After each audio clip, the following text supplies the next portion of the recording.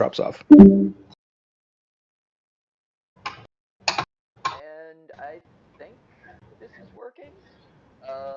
So yeah, welcome to Voron Live, the Voron Day edition. Uh, one more time, let me know when we got you blown up to be fully on screen. I should have brought props. Happy birthday! Yeah. So, Voron Day. I'll start with what Voron Day is, and then let everyone else dive in. So we picked Voron Day because we needed some day to really say it's the birthday of Voron, and I was just like, well, why don't we just use the date I'm sorry, not the Discord, Reddit went live, and apparently I'm quiet, which is rare. So is this better? All right. If this is better, let me know.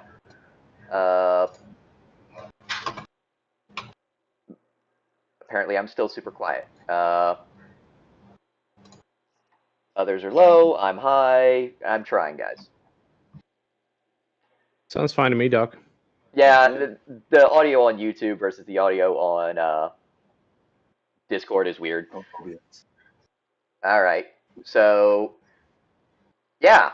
So this 5 years ago today, the Voron Reddit was created. But I'm going to shut up now and let the boss man talk, and then we've got other stuff to do. You're really gonna put me on the spot. All right, cool. Yeah. All right, yeah. So 5 years ish today. The first Voron iteration that I actually felt comfortable releasing to the public, went live, and then I made a post about it on Reddit. I think I did it on the 3DP Reddit subreddit, and also on the RepRep subreddit because that was a thing back then. And somebody suggested that I should create. Oh, that looks really cool, and then I should create my own subreddit. So I had to go figure out how to do that. So that happened, and then I think there was like 5 people at the time. Now what are we at now? What's the count? I didn't check. Well, actually, weren't you supposed to do something? Huh? The count. Weren't you going to be doing something with? Oh, I haven't checked this, so we're doing this live. So we are about to issue Voron serial number 2000. So let me go find the link that Peach posted. Here we go.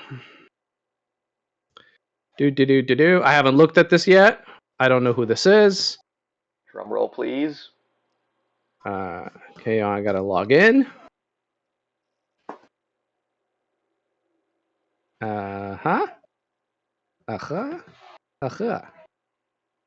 Please don't die.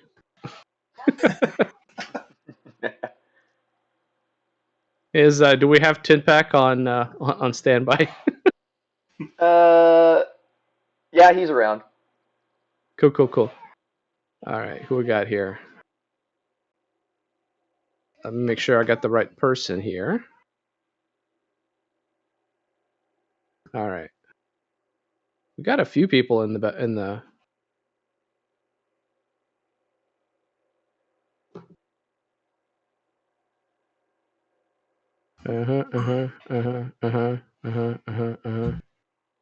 Looking by the posted date. It's the first one. It's going to be it, huh? Okay. Okay.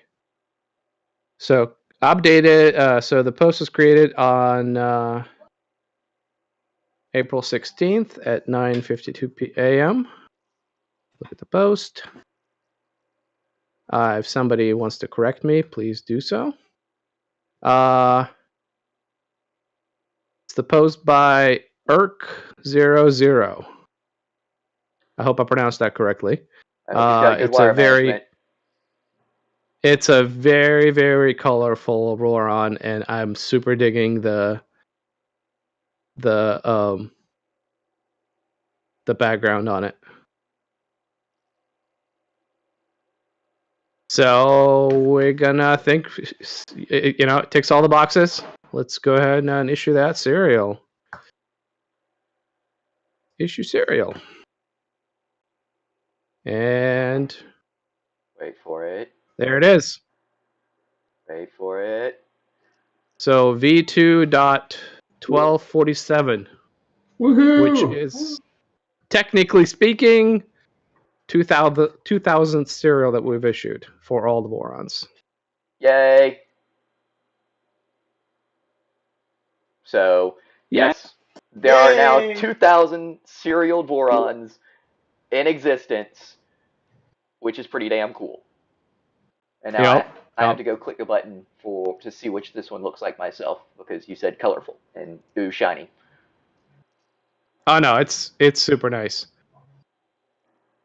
All right. It's got like either whichever, I don't know what they were going for, to be honest with you, whichever part of the world they were trying to invoke, but it's either Hakhlama, which is like a traditional Russian white and blue thing, or it's like Mexican pottery from some part of Mexico that I enjoy. That either way, it looks super cool.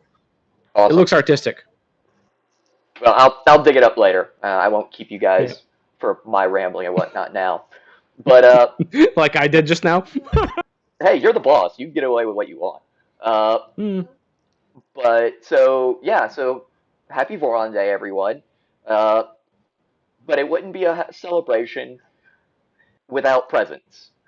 And so the first one is Nimgrea. I believe you have one for us. I do.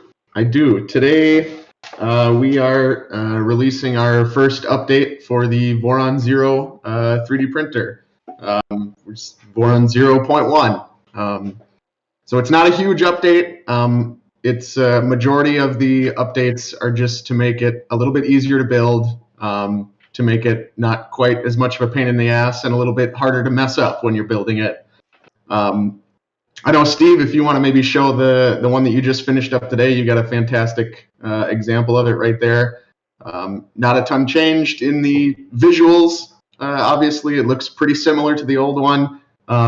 But obviously, the thing you might notice right away is the tool head is significantly different. So that is the biggest change, is that we are releasing the direct drive tool head for the V01. It's just a fantastic little extruder. I honestly was surprised that we were able to fit it into the package that we were able to. And kind of paired with this, we are also releasing a new version of the Pocket Watch, just so that we're consistent across the build with our motors and stuff. But yeah. So maybe to talk a little bit more about the tool head. So it still has the latching mechanism, just like all the other Voron extruders. Okay. It uses the same blower fans as the old one. It does use a thinner heatsink fan, and we will be releasing mounts for all the major hot ends except for the V6. There's just not enough room in this tiny little package to fit a groove mount or even a threaded adapter. So if you want to stick with the V6, you are kind of limited to that Bowden setup or some other aftermarket extruder in that case. So that's kind of the big announcements for this. The maybe the second one that's a little harder to see in Steve's picture there is that we've significantly simplified the Z setup. So if you remember, the old Z setup was, let's see, a motor and then a belt loop and a bunch of pulleys, and now we've basically thrown all that out and moved to this, just an integrated screw and a basic mount. It makes the assembly way easier. You can pretty much install this at any point. You're not kind of building around the Z and sort of trapping the rest of your build around it. I'm sure a lot of you have seen these pop up on vendor websites. So it's compatible with ones as long as the motor is under 34 millimeters or lower. It'll fit. So obviously, if you got a keen eye, you'll know that that means that the feet and the skirts have extended as well. So yeah, Steve's got a great image of it sitting of the underneath bottom of his printer there. That's a great shot. The other stuff you maybe notice is the power supply is a little bit bigger. We've moved to a full DC electronics setup. So and again, like I said, kind of at the top of this, a lot of these updates are more geared towards making the printer easier to build. So if you already have your printer built, most of the updates are just not really going to make sense for you because you've already got the stuff in there, right? That doesn't make sense to tear apart your whole printer and put it back together, especially this one. So don't feel too crazy bad if you have an AC setup and that's still a very valid setup. It works fantastic. There's nothing wrong with it. It's just a lot of people are moving towards that 24 volt, and it's just a little easier to do. And for people that are new, it makes not having to deal so much with the AC stuff can be kind of something that a lot of people get a little scared of. So moving away from that just makes it a little more user friendly. There's a great shot of the back. We kind of moved all the electronics up to that back cabinet there. And you'll notice that we have an AC outlet or an AC plug outlet anymore. So no more rat tail. As much as I love mine, you do have a fused inlet there. And you'll notice that the lower deck panel, we've eliminated that panel, and we've actually added one in. Maybe you can tilt yours, Steve, so that we can kind of see up underneath there. But there's a panel sitting between the motors. I know a lot of people have made there's a lot of submissions in the Voron users repo for stuff like this. So that's just going to be a part of the panel, setup and everything. It is also just barely 120 millimeters, so you can print it if you want to. It's a pretty simple, flat piece. The other maybe update that's not quite as obvious is that we've moved from these smaller motors here to bigger ones for the A and B. Mostly this was because a lot of people were just starting to push the printer, towards its limits, right? These 10-minute benchies and that sort of stuff. It made us realize, hey, if we can fit a motor with a little more torque in there, why not? It kind of raises that upper ceiling, the upper limit of the printer, just so that it fits more people's needs, right? So I think that's most of the major changes there, just covered pretty quickly. I believe that we're planning on releasing STLs later today. We have CAD and we have manuals basically ready to go. There's some last minute kind of stuff we're buttoning up, but not always typical of a Voron release. They have all that stuff right away ready to go. So that's definitely exciting this time. Yep. And along with that, people have noticed that the PIFQ has been doing some weird things lately. Like someone has been stuck at number 1 in the US queue for 2 or 3 weeks. And the reason for that is the queue for V0s got paused about 3 weeks ago.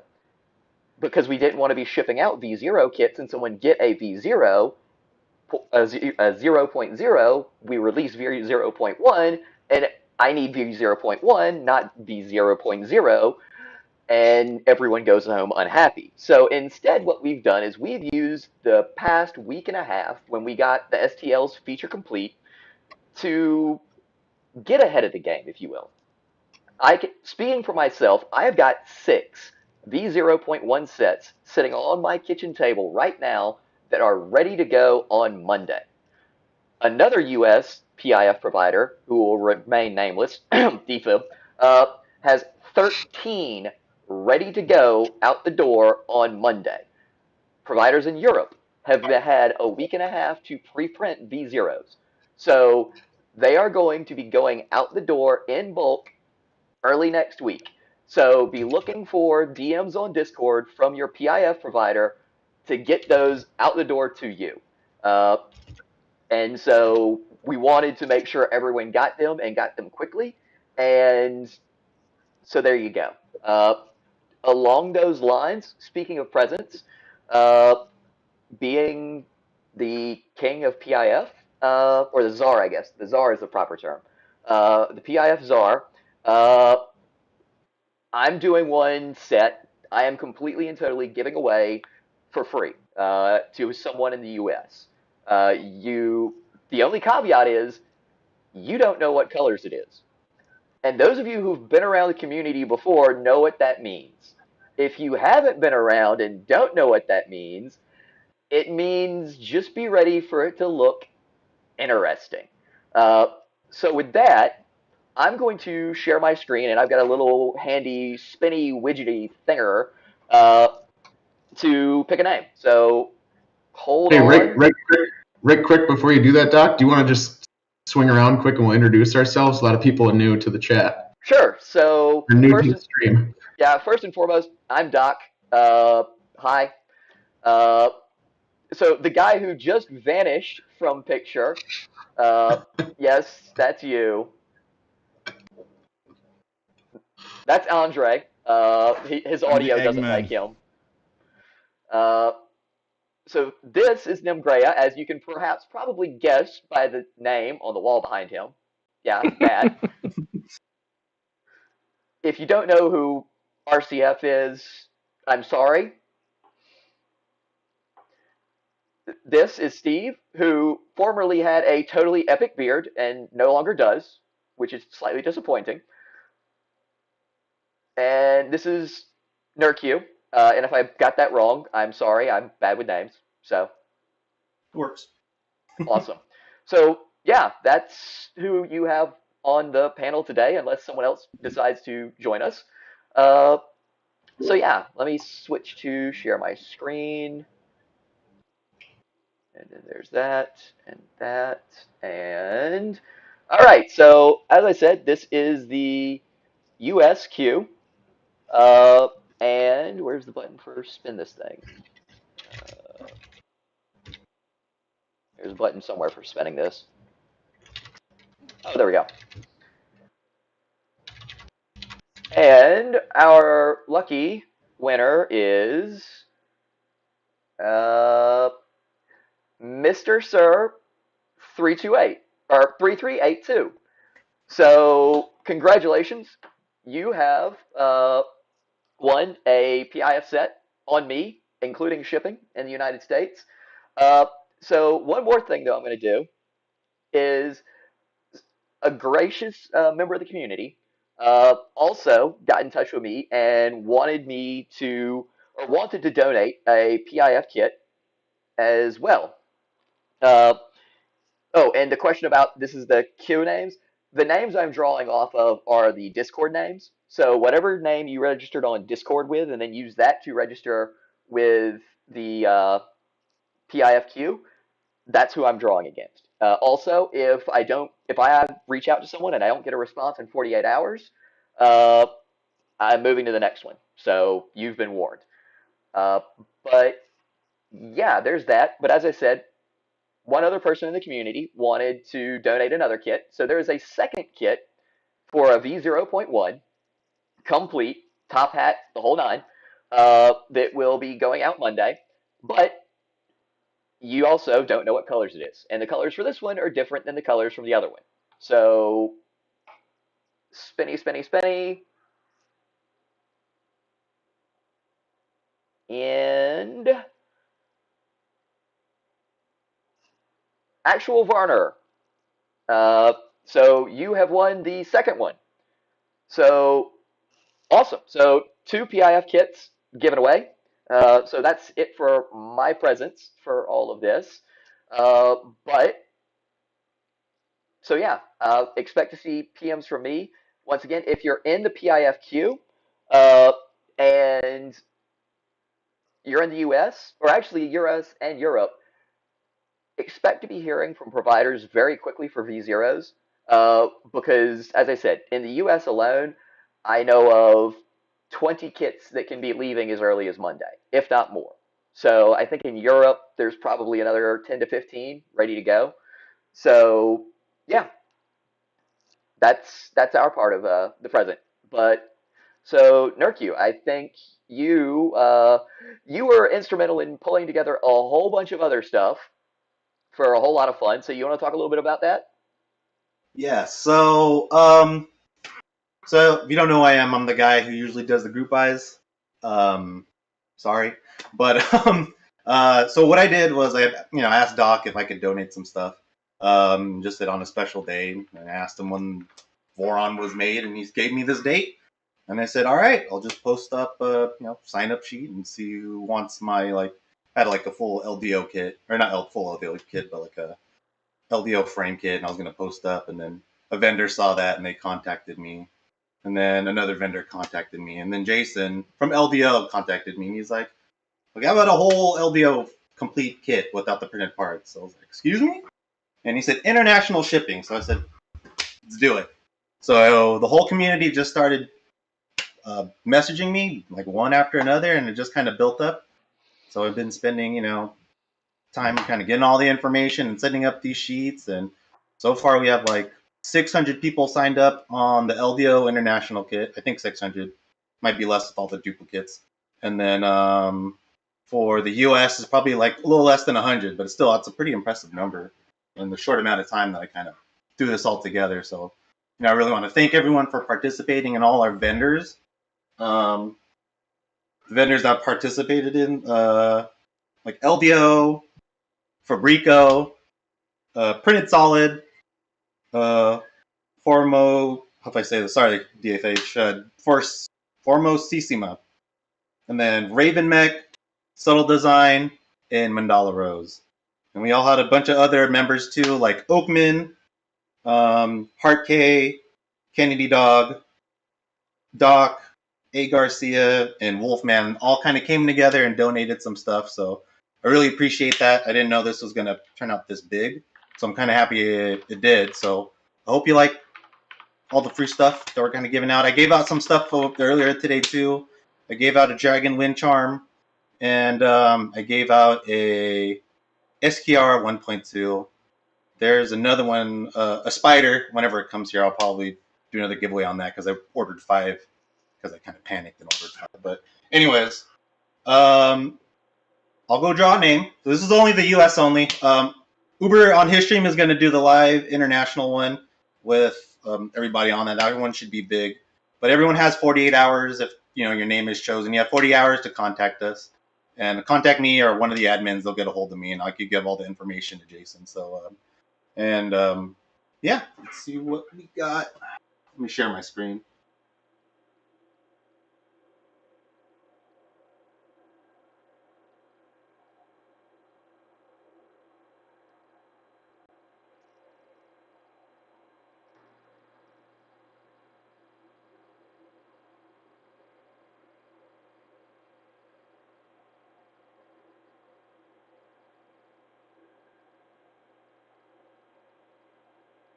All right, so this is like We can almost see. not almost. I was going to say I we see. can see you, we can see your video, but we can't see your screen. Oh, I Uh, can see it. you can see a screen.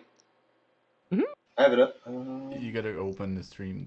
You have Oh to click the little button. well, Where's that? More focus. What button do I Yeah, have? Look. it's important that the dog can see it because that's how it ends up on YouTube's. Yeah. I'm trying to see where's the button I have to hit to see your screen because I'm not seeing it. There should be a thing that says click to watch stream or see stream. Should be somewhere here.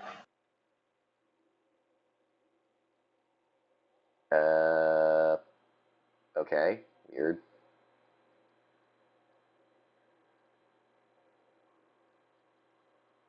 If you Okay. look at the grid, it should be like one of the people that pops up, and it just has nothing on it. Yeah, I'm not seeing that, but let's see. Oh wait, there we go. Watch stream. There we go. Awesome. Perfect. All right, is it? You see it? Okay. So this is the second giveaway. So it's a bunch of this is Fabrico printed VO parts. Um, the the what's it called, the SKR that comes with it. A linear rail kit, and this should include the mandala rose bed, the V0 frame, printed solid acrylic panels and ACM panels. Uh, Heat sets, collets, a MechRaven hardware kit, where most of the hardware's in there. There's a list in the one of the forms of all the stuff he's adding in. A Dragonfly from Fadus, KVP, two KVP coils, a 3-pack of Jesse PLA, a V0 display, and V0 motors from OMC, and yeah, and those are it. So let me go ahead and I'll spin the wheel and see who gets it, all right? So while this is spinning, whoever wins this wins everything you just listed. Yep. Holy crap. Holy crap. So actual? No way. No way. That's Yeah. awesome. Yeah. So let me say Don't- this. He got a PIF printed parts kit. So how do you want to do this? Because he doesn't need 2 sets of parts, does he? Well, I guess I'll leave that up to him. Varner, Yeah, if when he can Nerd- donate it forward. Yeah, Yeah, donate it forward. yeah, it'd be cool if you donated it forward, but you won it. So I mean, he could build 2 printers. you could build 2 printers as He well, could do which I mean is also totally a valid thing. But you are just unreasonably lucky, and I'm sort of jealous of you. So yeah, I'd go get a lottery ticket and buy some stocks right now. Well then. Yeah, just send me a message and I'll try to get everything kind of cleared up. So that's not the only giveaway. We still have another one. Okay.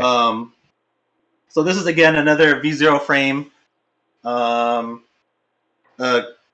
coils, a 3-pack of Jesse PLA, then a printed solid acrylic panels and printed solid ACM panels, and then like an M4 extruder kit, like comes with all the parts to build an M4, and a mandala rose bed from Mandala Rose himself. So let's spin for that one.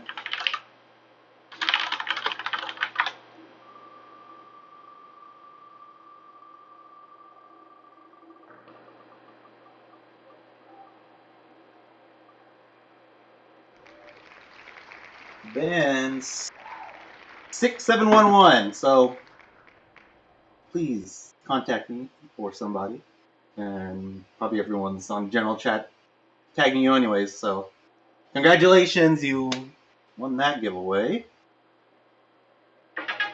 And that is the third one. And then there's another one. So this is another V0 frame, another KVP coil, another 3-pack of Jesse PLA, the same printed solid panels, printed solid ACM panels, and then the subtle magnet and plate.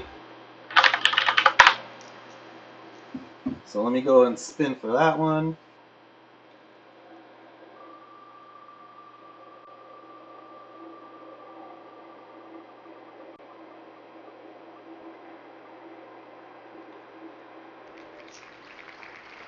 JV7143.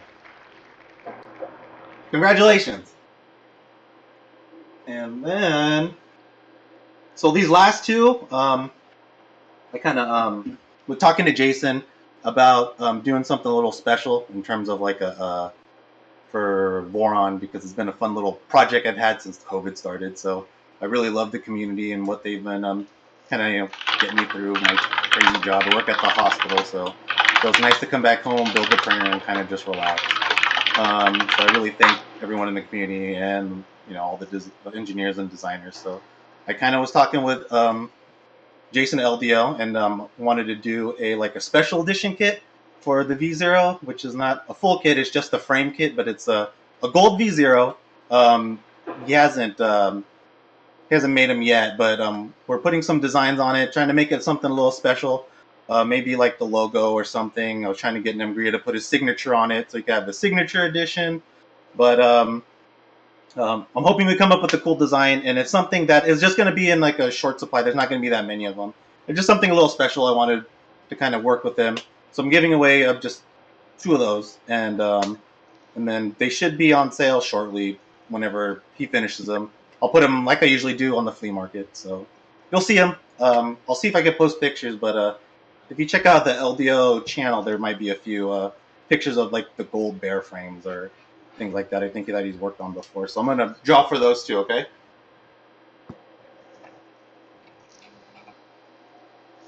This one comes with acrylic panels and a subtle magnet and plate.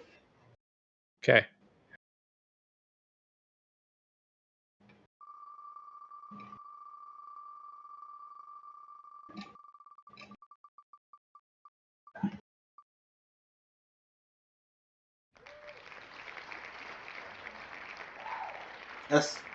SLOS Cotty? I think that's it, but 2979. So yeah, do the same thing. Just DM me and Slow Scotty. slow Scotty. Word up, slow Scotty. And That's then a the good last one will just be the frame, the gold frame, and the just a subtle mag plate. And that should be the last one.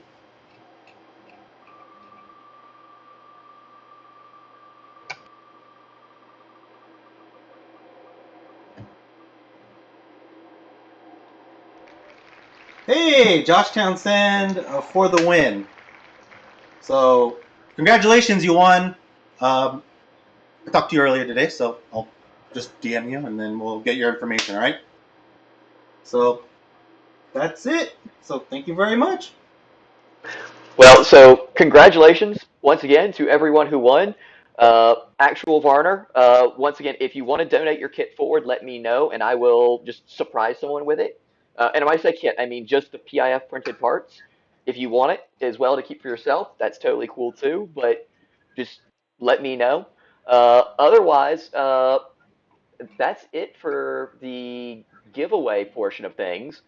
So, uh, just a few questions that came up uh, as this was going on. Cherry picked from everyone posting in Discord, some in the YouTube chat, and everywhere else. And many thanks to several of our admins who are monitoring all of these, so I don't have to have uh, more windows open on my monitor than I already do. I'm currently at 2, 4, 6, 7, 9, 9 different windows open with all this 49-inch monitor for the win.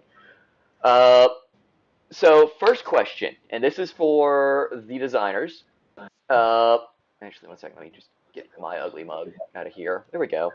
So for the designers, if you had to change something on the printer design that is kind of your baby, so that'd be V0 for Nimgrea and V2 for RCF, what would you change knowing what you now know today? And this is kind of cheating, I guess, for Nimgrea, because what would he change?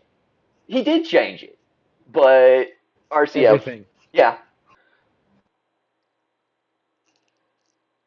Uh, well, I think the 2 points of concern, one has always kind of been an issue, and we've been fighting it since V2 became a thing, was the consistency and accuracy of the Z stage. Yes, you have 2 motors, but they do have to lift a lot of stuff, and they do kind of droop. So we've been progressively stepping up our gear reduction. I mean, the original V2.0 prototype had direct drive extruder, direct drive Z, and if you parked your gantry in an unlucky spot, it would literally just fall when the motor is powered off. Then we went to a slight reduction, and then eventually, the current reduction that we have is a 5-to-1. Um, but it's still like a number one thing. Now that we switched to TMC drivers that can do magical 156 microstepping, that is the thing that you have to turn off on your Z drives because you want the torque. So microstepping isn't magic. You're basically subdividing the steps for your stepper motor, but you're also subdividing the torque. So the torque curve kind of goes down. So the more microstepping you have, the quieter your motor is, but the less holding torque you have for it, or the less torque to basically spin the shaft, essentially. So turning off the microstepping, turning off the magical microstepping that TMC has, and just going back to 1/16th gives you enough torque to reliably move the Z-axis until like there's some kind of a binding situation and one of the corners decides to not do the right thing, and then your measurements aren't correct, and it's a whole thing. So I would love to basically take the lessons from the switch wire of using basically keyback to counterweight the gantry. And there have been some experiments done in that regard on like user Voron mods or Voron users GitHub. Somebody's playing with this right now, basically, but that's one of the things that I'd love to figure out is basically simpler, more reliable Z drive. And then the second thing is there's been a lot of development for afterburner. What do you call them? The tool head, basically, The not cooling the ducts? clockwork. Yeah, the cooling ducts. They probably can be done better. I think. I mean, I can see that like Nimgria basically took all the lessons from that channel and basically incorporated them in there because I can already see that the V0.1 cooling ducts will be less melty. Like I can see it from here because they're not quite as like I'm gonna take a bunch of plastic and shove it under my hot end. So when I'm printing ABS and there's no air running through them, my ducts are just gonna droop away. So I think those are the two things that I'd like to change. Whether or not that will happen this year is maybe. There's some other projects in the works. Which segues to the next question. And I'm going to read this one verbatim. It's a little long. Apologies. In the last year-ish, you've released 3 printers, actually 5, but I digress, and made incremental improvements to, well, 3 net new releases, and then incremental improvements to V1 and V2. You now have a range that spans Core XY, Core XZ/Bedslinger, and sizes from the portable V0 to the doorway-breaking V2 350mm cubed, and an expanding hardware range, both electronic and extruders. What are the next aims, not products, aims, for the Voron project?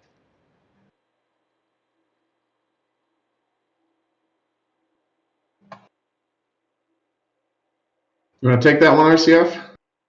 I do, but I'm gonna let you go first. And again, mine's mostly going to be speaking towards the projects that I specifically work on. Yes. So, that's towards the V0 and everything. And I think the biggest one for me is kind of piggybacks onto sort of what would you change sort of thing, but it's just being aware of what the community feedback is. All right, where do builders think that there's areas to improve this that make sense, and then incorporating that in, in ways that fit with the design goals and the ethos. Kind of the way that we, approach these builds in Voron. So I think that's the biggest thing is just interacting with the community and making sure, all right, now you understand why we did something a certain way, because a lot of times we'll answer questions,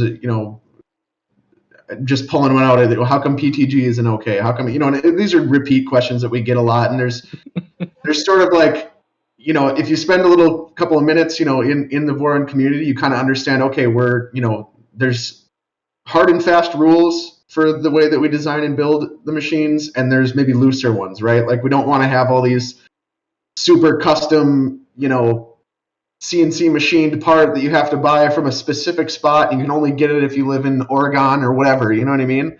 So I think sort of like expanding that, outreach with the community and basically saying, here's the things that I agree we can make better in our printers, but here's why other certain things just don't make sense, right? They don't fit the garden shed philosophy, right?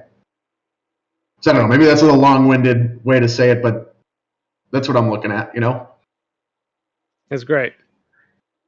I actually haven't been like I dabbled in some of the mods or some of the projects for V2 in the V2 dev channel, but I haven't really been focused on printers this year. My main focus for this year is subtractive manufacturing, and do with that what you will. Stay tuned.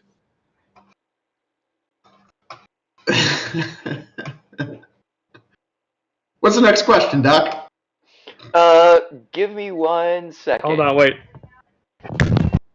Yeah. Yeah, I'm waiting for people who heard what you said to actually realize how badly that mic just got dropped.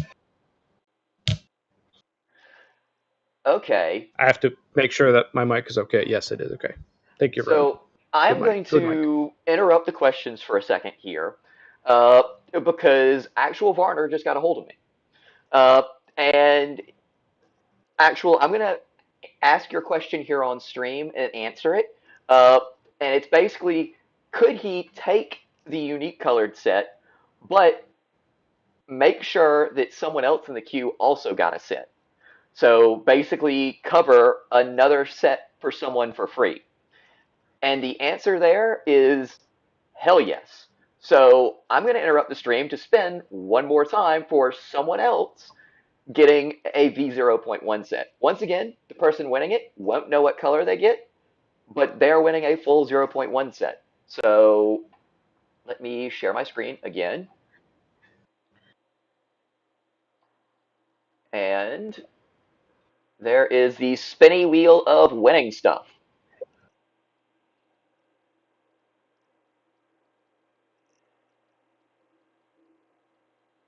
And it landed on a blank. So, oops. Let's do this again.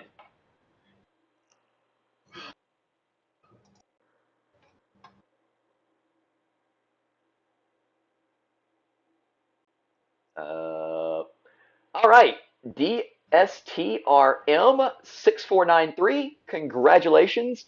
You have also just won a V0.1 kit. So, awesome. And actual Varner, that is totally awesome. Because people complain about how loud and clattery my keyboard is, I will PM you when we get off of this stream, or maybe while someone else is talking and answering questions and I mute myself, and we can work out the details. So thank you for being awesome. That is awesome. So yeah, let's see. Back to the questions. All right, so they are. All right, so the next one. Let's see. Voron now has 3 Core XY and 1 Core XZ printer. Are you looking into any other style of printer? Cross gantry, Delta, Cartesian, anything like that?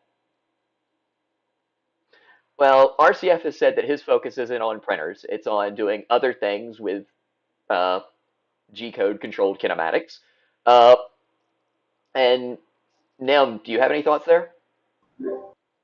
I know maybe Timmett was working on some Delta stuff at one point. Not sure kind of where that's going right now, but I think a lot of the printer designs that we come up with basically start from an idea or something, and then it really just needs legs, right? It needs somebody to own it and say, this is what I'm interested in, and then carry it along, right? It's kind of like a lead, if you will. And there aren't any of those, Cartesian or Delta or anything that I've seen, that are at that stage right now. But it's not something that is out of the question. Yeah. Somebody was pitching Polar. Oh, that was Timit. Yeah. That. It was Tim and Andrek just like doing lines of coke and fantasizing about printers. Yep. Yeah. Yep. So the usual Voron design process is someone asks the question, so how hard could it really be? And the answer usually is turns out is really hard. But I will say that we're not absolutely married to it having to be a Core XY or Core XZ to be a Voron. I mean, there have been some ideas, I think, that I know Max and I or RCF and I talked about, and a few others that we think might be really liberating. So stay tuned. But that's not a today release, by the way. We've released what we are going to release. We've given away all we've come to give away, so you've seen the important parts. If you want to tune out now, go for it. But we're going to answer a few more questions before everyone goes and gets on with the rest of their Saturday. Hey, Timmett showed up to talk about his Delta. So just so everyone's clear, I had a Delta project that actually started before Voron was really something I was into. And then when V2.1, I think, once we removed the front bar, I realized that I wanted to throw the tool head onto something. And it grew, and if anybody here is in development, you know about feature creep.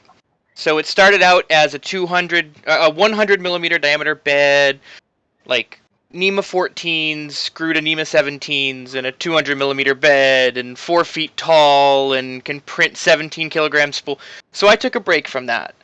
But I would love to bring that back up. But Delta has been one of those, and I think especially with Clipper, with the way that Clipper has evolved the ability to calibrate printers, and with probing now and being able to set something up like that, I really think that it's something that could be a fun project. That's something that we could do.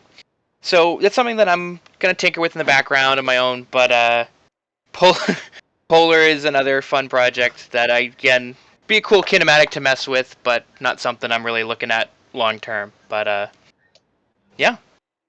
Just thought I had to hop in and say my two things. But thank you guys for everything during the giveaway. Near Q, everybody. It's been an amazing 5 years being here and seeing this grow from one garage to a different garage to Max's green screen background, of course, because no one has a garage that clean. So it's all real. Here, let me throw something at it. Like this. No, I'm not. I'm gonna prove that it's real by throwing stuff at it. Nothing happened. I thought it was going to be. Sounds like the flat wall, though. That was, yeah. I have to maybe throw something heavier at it. I'm not going to. I'm going to put a hole in my wall. Let's see. Next question, if I can find the Discord channel that we were putting those in. Because, yes, we have way too many channels. Actually, Nemgria's shop is much cleaner than mine. Like, look at it. Everything's just off screen. Yeah, same here. Yeah.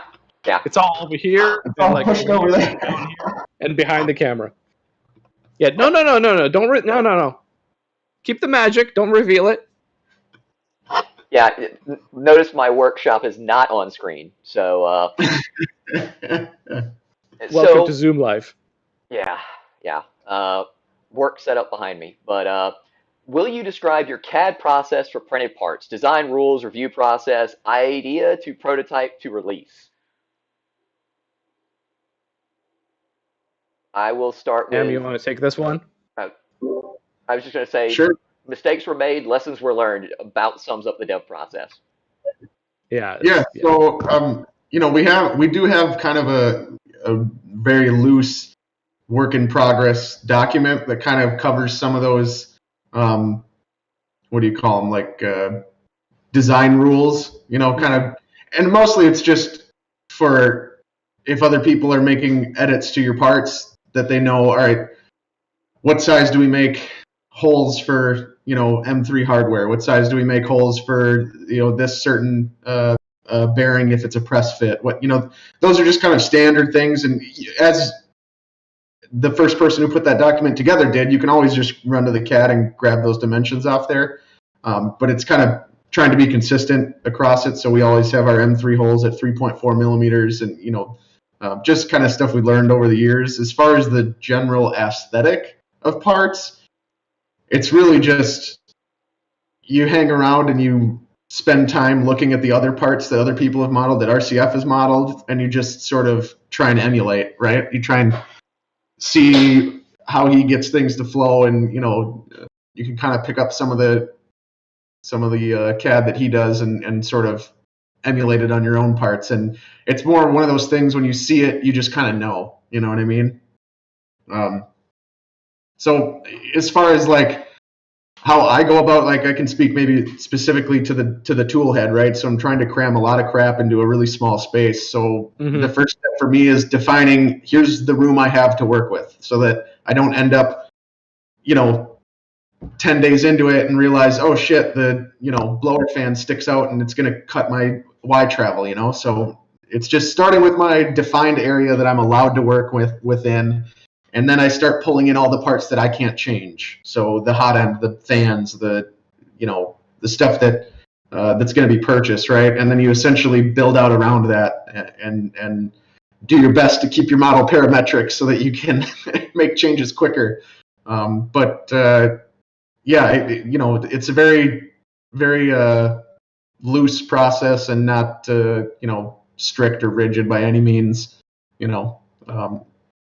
Feel free to post pictures of your parts and ask for feedback. I know a lot of guys in the dev team do that.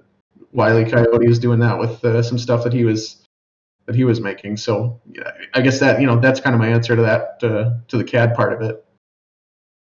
Yeah, for sure. Like you said, we over the years developed like certain knowledge about how things are printed. Like you can do whatever dimensions you want, but when the part is printed, it's gonna work a certain way. So like tolerances, dimensions for holes, and yada yada yada. That's all essentially going to be in that document, because it's the knowledge that we developed and we want to share with the community. Because you can totally arrive at the same conclusions yourself, but this is what we've figured out on the widest range of printers, basically. So if I make the whole 4.3 millimeters and put a little 0.4 millimeter chamfer on the bottom, everybody here in this room can print that on their printers, be it Voron or not, and it's going to work. So, and as far as CAD, like the aesthetics of it, more often than not, the features end up in the parts as like mistakes, basically. And like as I'm like designing, because I don't use Nimgri uses SolidWorks. I use Fusion 360 in direct modeling mode, and everybody heads explode. So a lot of it comes with like, basically, here's my shape, I'm going to start carving it. And in the end, like whatever comes out, if it looks good, yay. If it doesn't look good, start over, basically. Yeah, after 5 years, you kind of develop a sense of, does this look like a Voron or does it not look like a Voron? And that's very, like, aesthetics is completely subjective. Whether or not it works or not, that's something you can actually test, because if it doesn't work, it doesn't work. Whether or not it looks good, it's kind of in the eye of the beholder. And that's where you start, posting pictures of your stuff on Discord and say, what about this? And, people say, that looks like a penis. It's like, never mind, we're not doing that.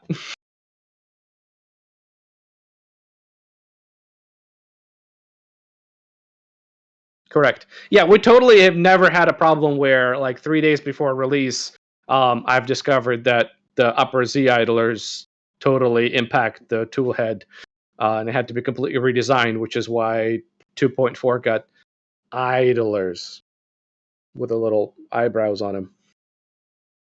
Yeah. Yeah, it totally wasn't because I it totally was because like I completely planned on having those idlers be done that way, not because like the original idlers completely collided with the new tool head.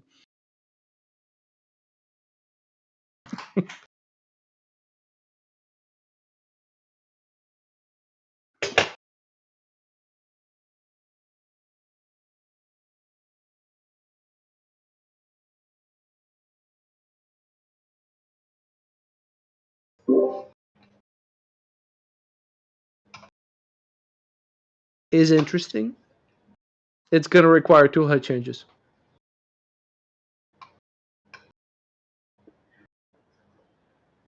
Which kind of goes into my thing of I want to fix the ducts, which is the thing that's going to impact if you do non-plate or plate printing. So Yeah, I think it's cool, but it's definitely, it has kind of a niche. You know what I mean? I know a lot of us that print, that don't print parts specifically for them to look, to be just like something that looks pretty on a desk or whatever, but printing like, functional parts that you're going to use somewhere else in your daily life. You don't really care what the top layer looks like necessarily. So I think it's a lot of work for a little bit of reward right now. That's how I feel about it. That's kind of all of 3D printing. I feel like we're like pinnacle of FDM at this point. Just in general in the community. I'm just talking Vorons. I'm talking like 3D printers are good enough now to produce consistent prints, regardless of what kind of printer you have. Let's be honest. Like you're no longer just getting garbage like in boxes from Amazon. Like whatever you buy right now and put together is going to produce something that looks half decent, basically. So every other incremental like increase in quality or usability or coolness factor basically with the non-planar printing is like it's basically 1% improvement and 20% of the work basically to get you there. So it's we're square in like the area of diminishing returns at this point, how I feel at least.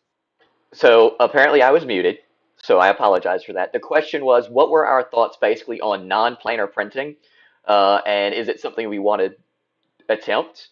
So you heard everyone else's answer, so now there's the question. So Jeopardy style, I guess. Let's see, now to go. Oh, and thank you, by the way, to I think it was the 37 notifications I got in 3 different venues that, yes, I was muted. So thank you. Let's see, where did I put the questions at? What channel? We've got way too many channels.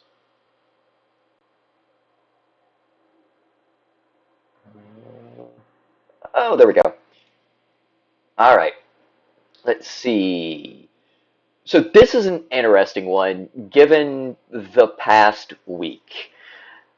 And I think I'll ask it, but I'm also going to say it's only been the past week where things have happened. And I'm not going to touch on a lot of the other stuff that goes with that. I don't think anyone else here will. But have you thought about engineering your own hot end and release it as open source to hopefully have it picked up by big manufacturers? Maybe?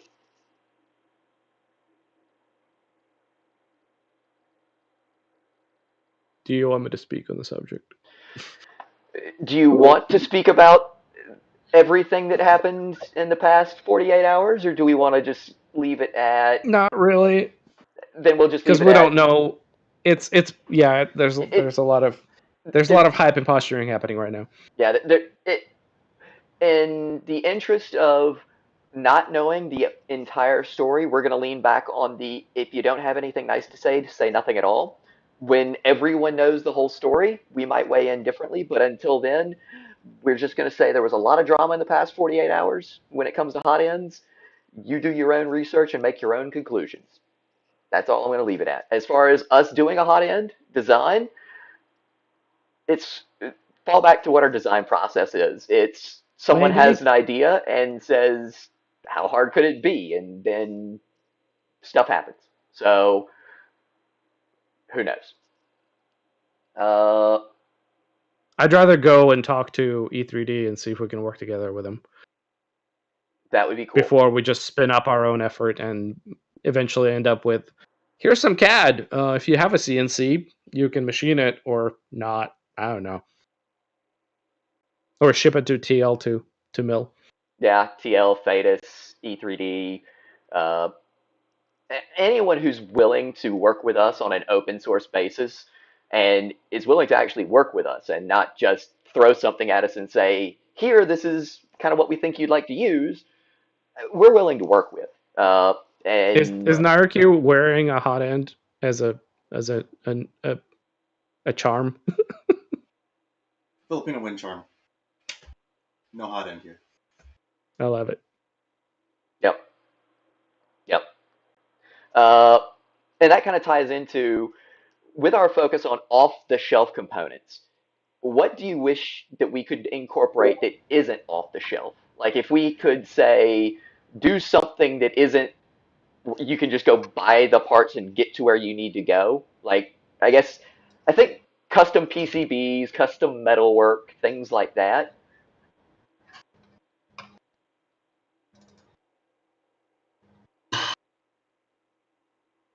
I know Nimgria wishes he had like a full factory floor to his disposal. Yeah, I'm trying to think what maybe something common that we have to print a bunch of times. But yeah, I don't really know. A lot of times it's just easier to 3D print the part than it is to have to order a custom part. Yeah, for sure. I will say that sheet metal stuff to me has gotten a whole lot more interesting. I used Send Cut Send recently for a different project and got some stuff cut out of aluminum. And actually, it's sitting right here. So Ooh. I'm building a lowrider CNC for a buddy. So I got, and this is 1/4 inch thick 6061 aluminum. So I got two of those panels and a 1/4 inch piece of Delrin, uh, all machined out, and it was $120 shipped second day FedEx to my front door. I put the order in on Sunday, and I had them in my hands on Thursday. So, as I said, to me, sheet metal has gotten a whole lot more interesting. And I know I've seen some people in the community poke at like sheet metal XY joints and things like that. So the possibility is there. I'd be very interested in playing with it. That said, I've always maintained that I am not a designer. I am the evil end user. My job is to break things, not to help make them. Uh, and so I will rely on someone else to design it, and I will just throw money and wrenches at the problem until we figure something out. But that's just me, at least. I think carbon fiber X beam on a V0 sounds super freaking interesting to me. Send Cut Send actually does work in the carbon fiber. Yeah, they do. I think it costs more because they effectively use one hot end, one end mill per cut. Because the carbon fiber is basically just you chew through your end mills like that. Yep. Let's see. We kind of already touched on what our next goals are. That at this point, it's iteration. It's finding those things after hours of use that annoy us, and we think, hey, this could be better, and going from there.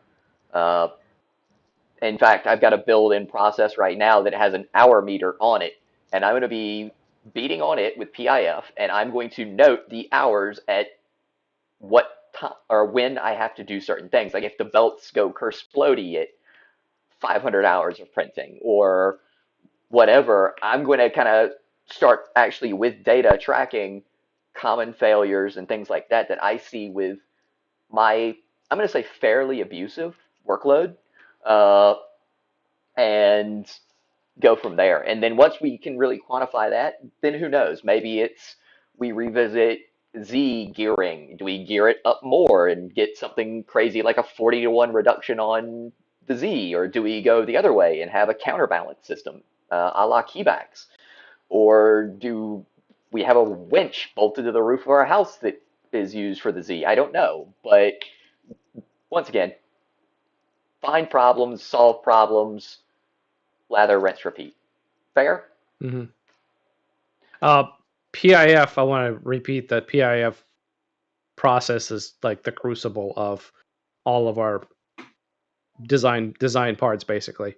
That's where we find the problems that occur, and then in the next iteration they get fixed. So I want to thank everybody who's beating the crap out of their Vorons printing Voron parts, because that's how we find out and how to make them better and more reliable. And so Yeah.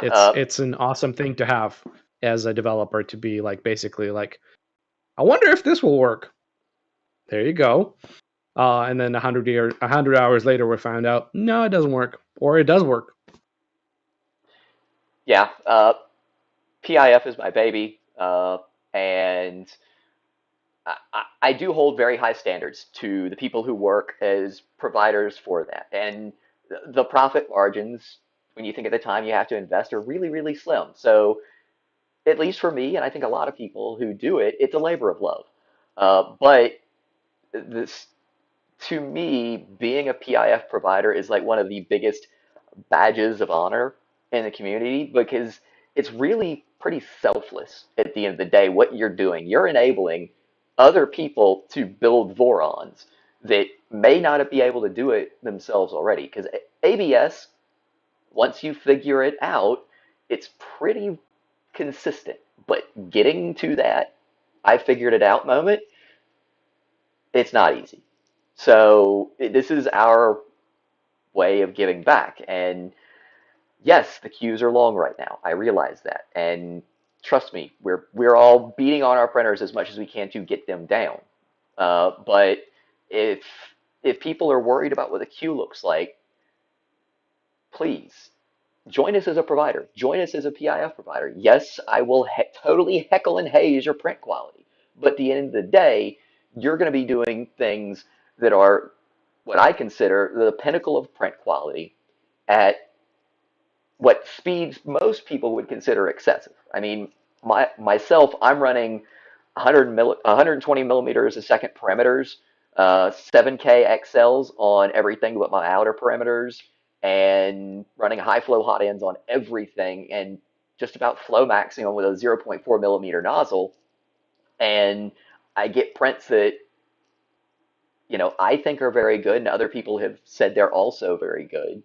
Uh, so you basically, it's boot camp. It, you will be at the top of your game when you get to the other side of it, but it's not easy to get to the other side of that. And the reason it's not easy is because I want the parts that reach people at the end of PIF to be an inspiration. You get those parts, you look at them and say, damn, that's nice. I want to do that. Mm-hmm. And that's how the cycle should self continue. I'll get off Yeah. my soapbox now. No, it's good. That's great. That was. I feel like that's always been kind of a badge of honor of the PIF. Like PIF is not something that we created. It was part of the whole rep movement of, I print parts for you, and then you can print parts for your buddies, and it's self-replicating. Yay! I feel like we're the one of the only projects that kind of keeps that going. And like Doc said, it's a complete donation. Like, you're not going to get rich printing parts for other people, because that's not how the system was set up to begin with, and that's not really the point of it. You're donating because you like Voron. You want to see somebody else build it, and build it properly, and you want to put the parts in the box together and have them open the box and look at the parts and go, wow, I want to build a machine that does that. So thank you. Thank you, Doc, for running the PIF. Thank you for everybody who's doing the PIF, all the PIF providers internationally. Huge thank you.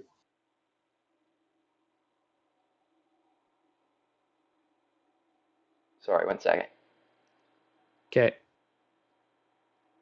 Sorry, fixing one thing. Okay. Do-do-do. Do. Dead Sorry. air. I think we fixed It's it. okay. All right. Anyways, question. All right. Is there a set of design goals for minimum viable Voron?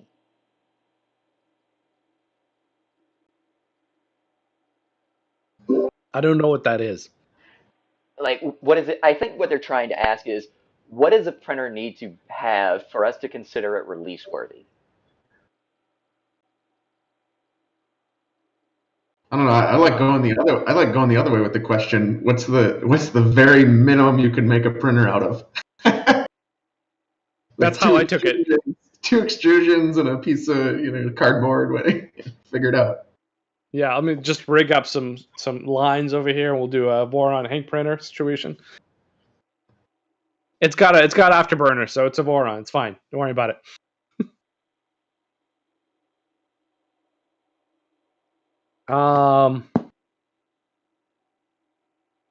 I think at some point in the playing with the Play-Doh and throwing spaghetti at the wall, we have to say stop because we can't. We will just keep going, and then that is the release.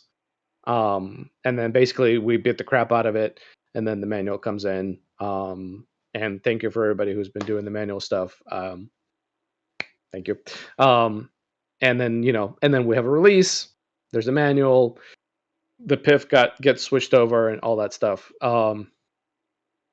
It's we have enough things in a release to be able to actually package it together and release it as a thing. We don't have a concept of like nightly builds for hardware for whatever it's worth because it's impossible to keep up on unless you are part of the dev team in whatever aspect of the dev team, whatever part of the dev team you're actually on. You're either printing parts nightly to like test on your printer, or you're buying things on Amazon only to have them go directly into a box because by the time they've arrived, they are no longer needed. So it gets exhausting and expensive. So we're not like releasing that to the public basically. So by the time we've done enough of these iterations to where we have, a stopping point essentially, or a stopping point not on just like the current printer that we have we're iterating on, but on like a new thing that we're iterating on, because it's all an iterative process. You start with an idea and you build up and build up, and oh, that doesn't work at all, and you throw all that out, or you throw half of it out, and basically make it good. Once we have something that works and it's feels like a complete package that's actually releasable, we pull the trigger on all the things that have to happen afterwards, aka manual PIF, you know, BOM, bill of material, sourcing guide, yada yada yada, all that stuff. There's a sort of a pipeline now. It's, I mean, it's not like we don't have like a release team where we're like, oh, here's the design, and they like go to work and doing all the things. It's all just kind of like, you know, kind of a kludgy process if you like, because we're not a company again. It's just a community basically. But in the end, what you end up with is kind of a polished thing that has all the things in it. So I don't know if that answers the question.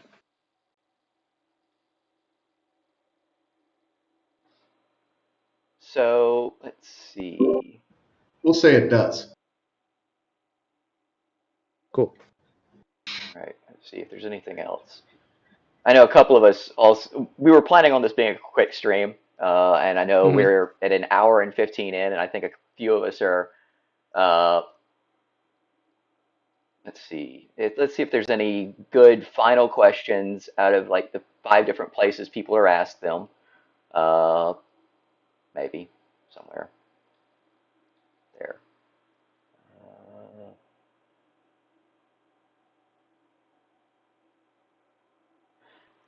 so I think that's really the end of the questions that I have seen posted places. But is there anything you guys want to end with? Any final thoughts? Anything? I got nothing.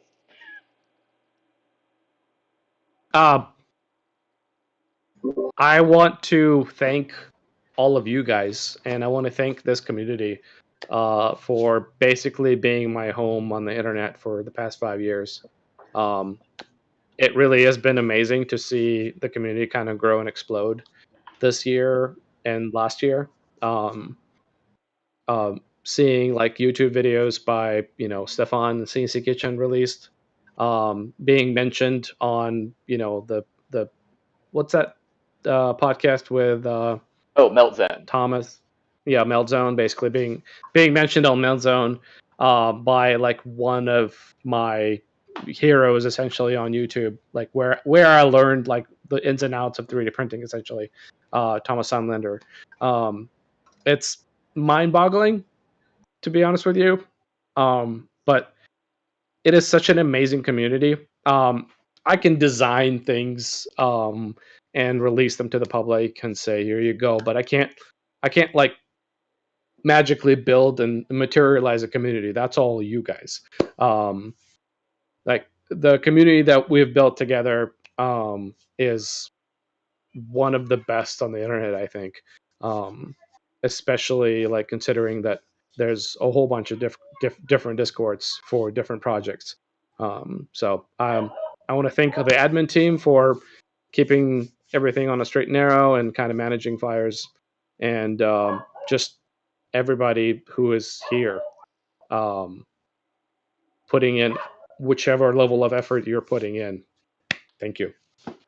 I just checked the Discord server, keeping in mind we pruned about a month ago, currently has 12,261 people on it.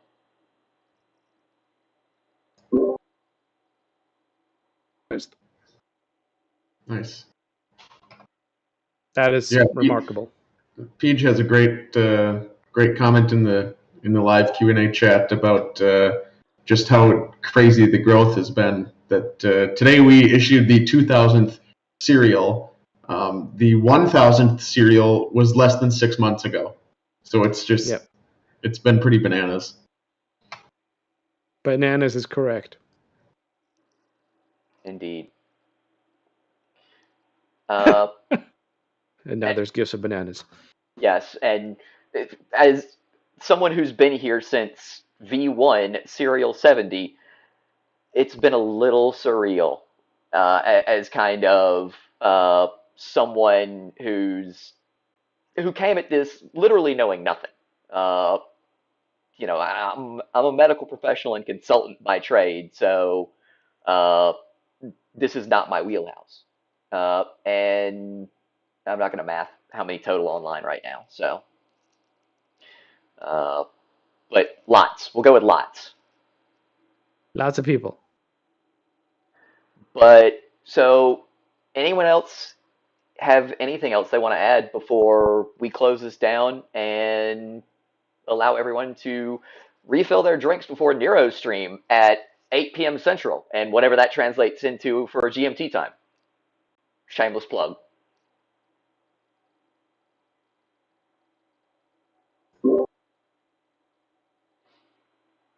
Going once. Yeah, again, just to kind of reiterate RCF's thing, it's a big thank you to the community, and we'll do our best to push a GitHub update here in a bit. Yep. And so someone was asking for one more thing. So I guess I need to do it. One more thing. Yes, that's a poop emoji. With that, have a nice night, everyone. It's been a pleasure. But it's a golden poop emoji. It is a gold ABS poop emoji because it's epic. Have a nice night, everyone. Thank you for everything you've done for the community. Thank you for being an awesome community, and later. You guys are amazing.